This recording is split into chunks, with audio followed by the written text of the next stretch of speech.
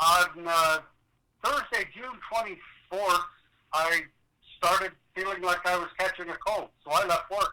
When Dave Frisbee started to feel sick, he began to question if he had the flu.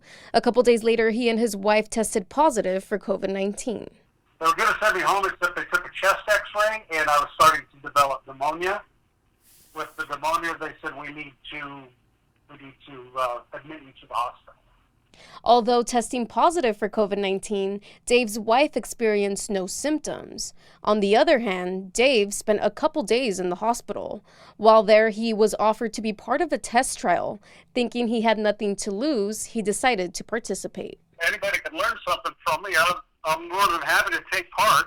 The test trial was a placebo-controlled trial, meaning Dave didn't know if he received the actual medication or a placebo. But during the trial, he still received the usual medication, like ibuprofen. So the third Monday, I went in, they did the blood draws, and I had my final chest x-ray.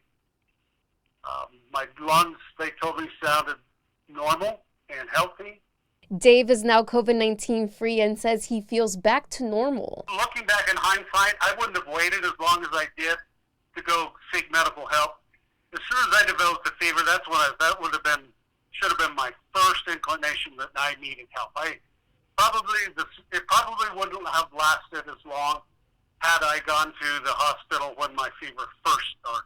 Dave says he wants people to understand the urgency of getting tested as soon as you start feeling symptoms. In Twin Falls, I'm Stephanie Gerbe, Idaho News 6.